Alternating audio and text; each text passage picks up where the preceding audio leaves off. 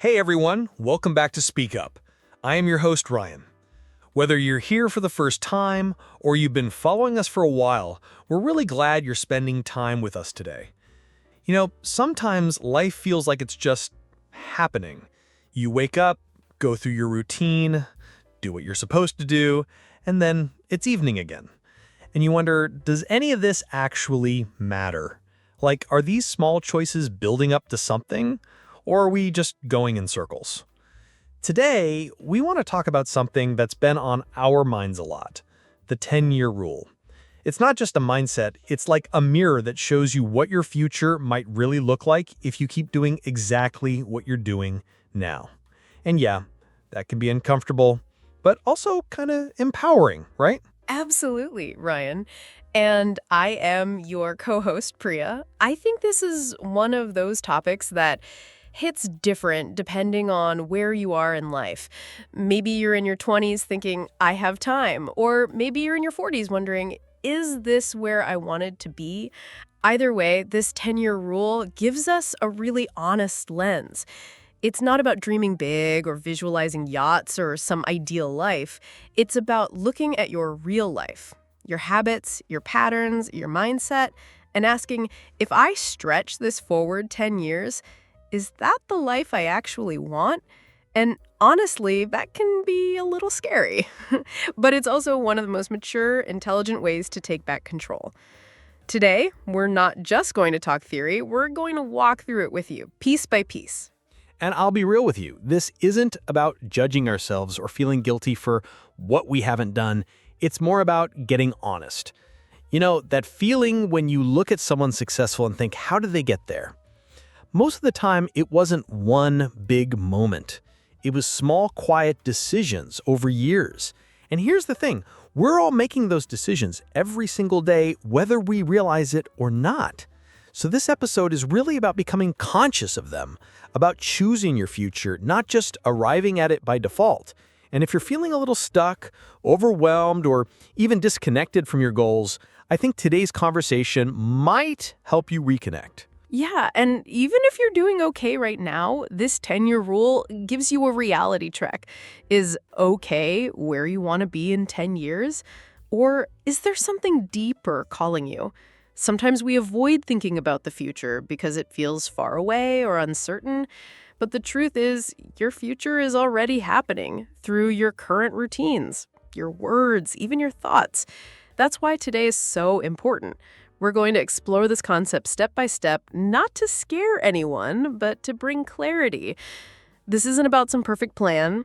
It's about direction, and more importantly, about choosing that direction on purpose. When we talk about the future, most people imagine something far away, 5 years, 10 years down the line. But here's the truth that hit me hard recently. The future isn't something that suddenly shows up. It's something that quietly starts right now with what we do today. And that's kind of wild when you really think about it. Like the small things you brushed off this morning, snoozing the alarm, skipping the workout, ignoring that idea, they're not harmless moments. They're clues. Clues to the kind of life you're silently building.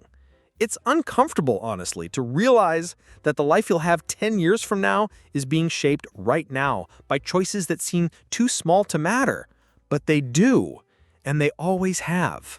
That gives me chills, Ryan, because I think we all tell ourselves, it's just a phase, I'll get serious soon. But then days become weeks, and weeks become years, and nothing really changes. The truth is, most of us are waiting for some big event to push us into action.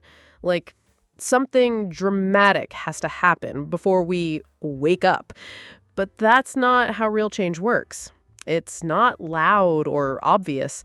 It's subtle. It's in the things we repeat when no one's watching. And that's the part that scares me. Because what if the life I'm living today is the same life I end up living for the next 10 years without even realizing it?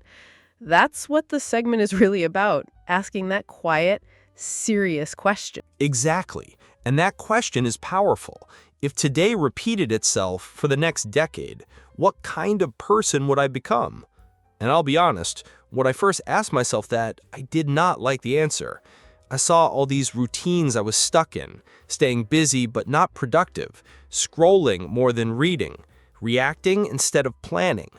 It made me realize that this version of me isn't temporary. If I keep living like this is who I'll be. And it hit me hard because I don't want to be on autopilot for the next 10 years. I want to become someone intentionally. And that has to start now, not next week, not when I feel motivated, but today. And let's be real, it's not about being perfect every day. It's about noticing the pattern. Like, am I consistently making choices that align with the life I want? Or am I just coping, surviving, getting by? That awareness, it's painful at first. But there's something freeing about it too, because if I can admit that today matters, that this version of me is shaping my future, then I'm not powerless anymore. That's why this conversation matters so much. It's not to make anyone feel guilty. It's to help us get honest. Your future isn't hiding in some distant year. It's quietly unfolding in your current habits. And maybe for some people listening right now, that realization might feel overwhelming. Like, have I already wasted too much time? But no, that's not what this is about. The truth is, just becoming aware of this idea puts you ahead of most people. Most people never stop to ask, what am I actually building with my life?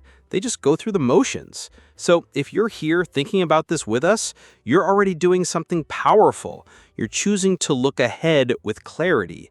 And even if your current day isn't perfect, you can choose to start changing the pattern. Not all at once, but step by step. Yeah, and that's the part that actually makes me emotional. Because this idea that today is the beginning of your future, it makes every moment feel sacred. Not in a dramatic, over-the-top way, but in a quiet, grounded way. Like, this version of you deserves attention. It deserves care, because this version is the one who will shape everything else. So if you've been stuck, or drifting, or just too tired to think about the future, that's okay. Just don't ignore the truth. The life you want in 10 years starts with what you choose to do right after listening to this episode. You know what's wild? Most of the big shifts in life don't come from giant, dramatic moments.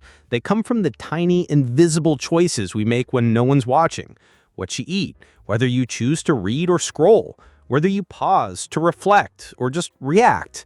These don't feel like life-changing decisions in the moment, but that's exactly what makes them powerful, because they add up. They quietly become who you are. And the scariest part, we often don't even realize what we're normalizing.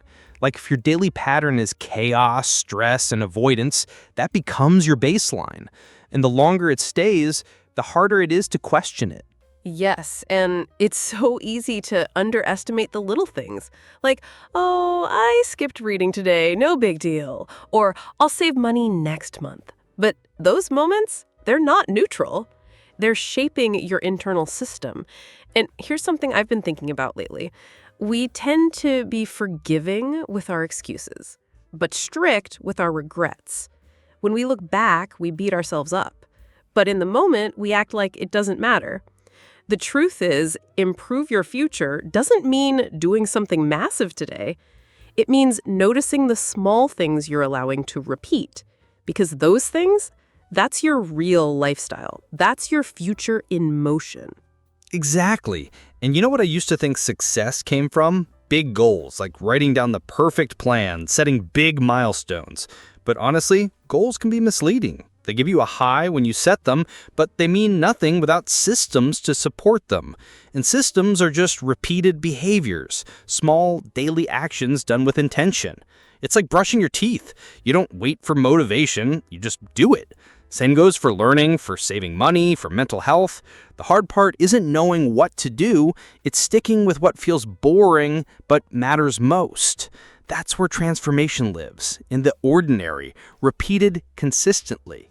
That's such a good point, because I've definitely fallen into that trap. Casing motivation, waiting to feel inspired.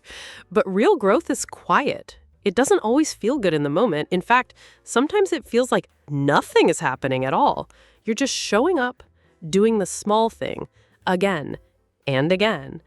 But then one day, You realize your thinking is sharper, your mood is lighter, your confidence is stronger. It wasn't one huge change, it was the result of many small decisions you stopped ignoring. So if anyone's listening right now thinking, I'm not doing enough, just pause and ask, what small habit have I let slide? Because fixing that might change everything. And I think one of the most dangerous lies we tell ourselves is, it's just once. Just one skipped workout, just one overspending, just one late night. But just once is how patterns begin. And patterns shape who we are. I'm not saying be rigid or never relax, we're human. But the real danger isn't in making one bad decision, it's in thinking that one bad decision doesn't matter. Because when you stop noticing what you're normalizing, you start living on autopilot. And from there, it gets harder to change. Yes, and that's why awareness is everything. I've started asking myself at the end of each day, what did I reinforce today? Because whether you mean to or not, you're always reinforcing something. Discipline, avoidance, curiosity, distraction. We're not passive, we're practicing something with every action we take. So if you want to improve your future, start with this one quiet shift. Pay attention. Your daily decisions might feel small, but they're planting something. And in 10 years, you'll be living in the garden of what you chose or what you ignored. Let's be honest. We've all asked ourselves questions like, where do I want to be in 5 or 10 years? And while that sounds responsible, it's often too vague to be useful. It becomes a daydream instead of a decision. What really shifted things for me was a much harder question. If I keep living exactly like this, who will I become? That one hits different. Because it's not about what you wish would happen, it's about what your current choices are actually building. No fantasy, just cause and effect. And when I first asked myself that, I had to sit with some discomfort, because the gap between who I wanted to be and who I was becoming was very real. That's such an important distinction. I've done the whole vision board thing before, imagining this ideal version of my future self. But nothing changed until I stopped romanticizing and started auditing.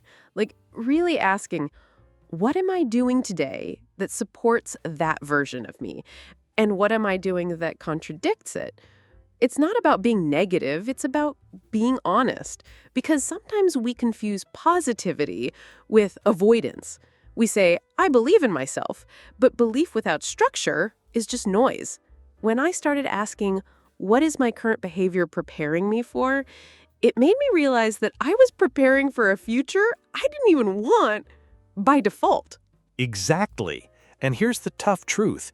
You can't evaluate your future based on your intentions.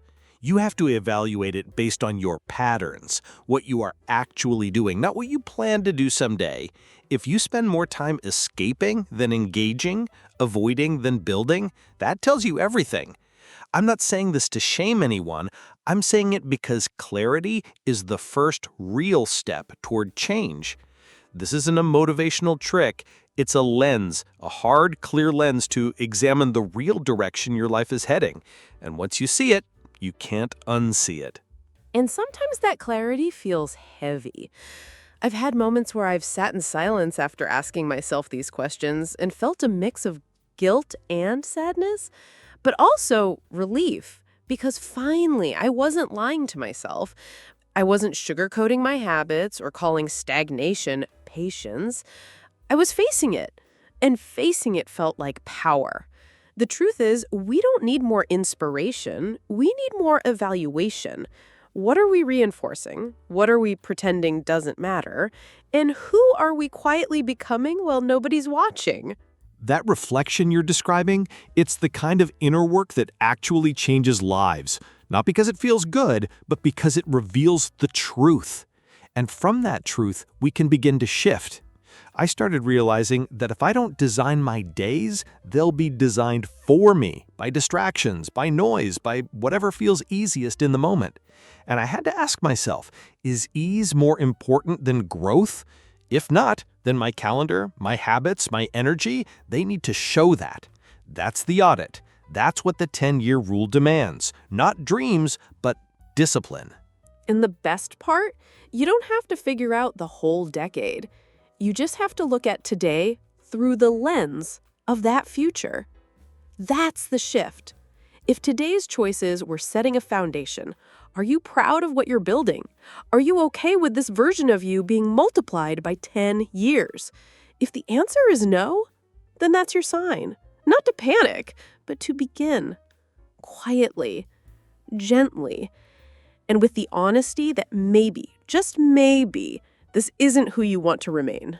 You know, Priya, what really worries me isn't failure. It's how easy it is to slip into inaction and call it rest or waiting. We don't realize that doing nothing is a decision too, and it's never neutral. Every day we avoid change, we're quietly reinforcing decline. It doesn't feel urgent in the moment, but over time, it compounds. You look up one day and realize you're not just stuck, you're behind. That's such a painful truth, Ryan. Inaction feels harmless because it's quiet. It doesn't create chaos, but it quietly builds regret. People think if they don't make a move, nothing changes, but actually everything does, just not in their favor. It's like standing on a moving walkway that's going backwards. If you're not actively walking forward, you're already going the wrong way. Exactly. And that's where self-discipline comes in. It's not optional. It's your only safeguard. It's the only thing that pulls you out of that drift.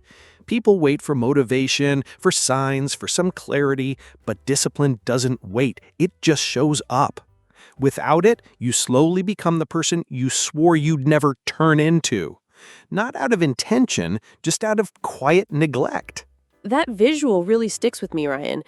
Becoming someone through neglect. We don't notice the decline because it's so gradual, but it's always happening. Inaction is still motion, just motion in the wrong direction. And deep down, we know it. That uneasiness we feel at night, that whisper that says, this isn't who I want to be, that's our future self trying to wake us up. Yes, and what's heartbreaking is that it's so predictable. You can almost trace it. Skip your workouts, lower energy, bad mood, less focus, missed goals, low self-worth.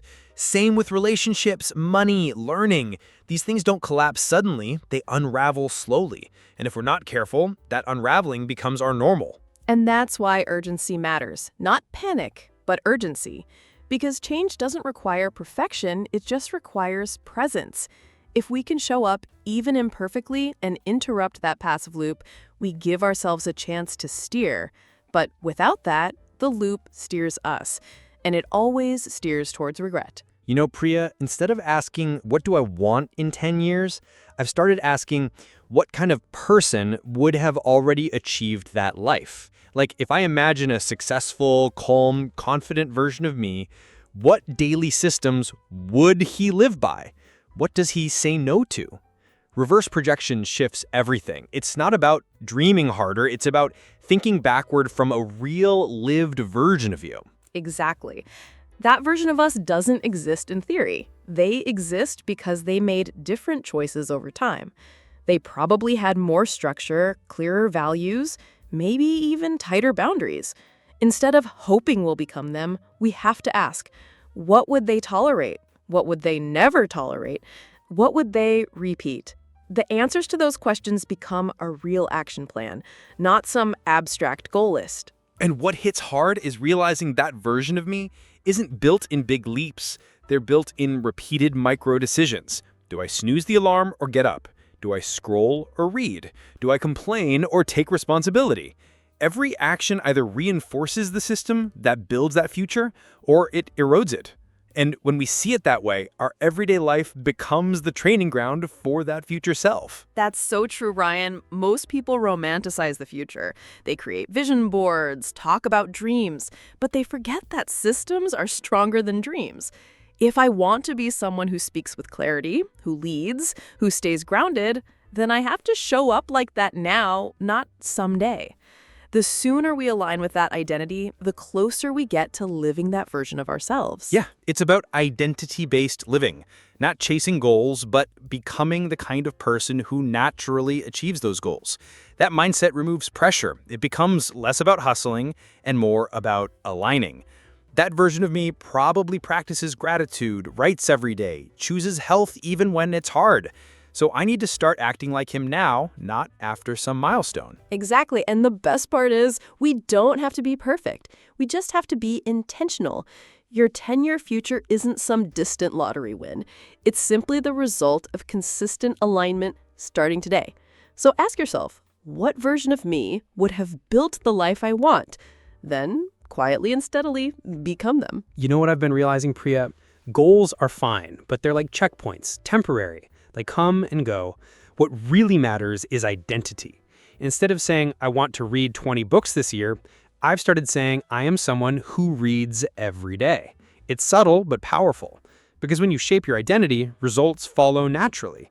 Personal growth isn't an event, it's the byproduct of aligning who you are with who you want to be. That's a powerful shift, Ryan. I've noticed that too. When I used to set goals like be fluent in English or wake up early, I'd either hit them or miss them, and that's it. But when I started telling myself, I'm someone who speaks English daily, or I'm someone who starts the day with purpose, the whole mindset changed. I wasn't chasing achievements, I was living as the kind of person I admired. Exactly. Identity-based action is sustainable because it's not about pressure, it's about natural behavior. If you believe you're someone who eats healthy, you don't need motivation every day, it becomes automatic. That's what real transformation looks like. Personal growth doesn't explode into your life, it quietly builds when your habits match your values. And that's why I think many people fail, not because they're lazy, but because they build goals on top of shaky identities. They say, I'll go to the gym, without believing I'm the kind of person who values health. Identity gives your actions roots. It creates consistency, even when life gets messy. Right. And once that identity starts forming, it acts like a compass. Decisions become easier. Do I skip practice today? No, I'm someone who shows up. Do I cut corners? No, I take pride in my work. The action becomes automatic because it's tied to who you are. That's when personal growth becomes consistent, not from hype, but from quiet repetition. So for anyone listening, forget chasing outcomes. Start shaping your identity. Tell yourself, I'm someone who learns daily, I'm someone who speaks with clarity, and live it, even in small ways. Because in the end, who you become matters far more than what you achieve. Growth is a lifestyle, not a finish line. All right, friends, if there's one thing I hope you take from today's episode, it's this. Your future isn't a mystery, it's a pattern. Who you'll be in 10 years is the result of the small things you choose to repeat today. Not the goals you scribble in a notebook, but the identity you live out daily. Ask yourself often, what is my current behavior preparing me for?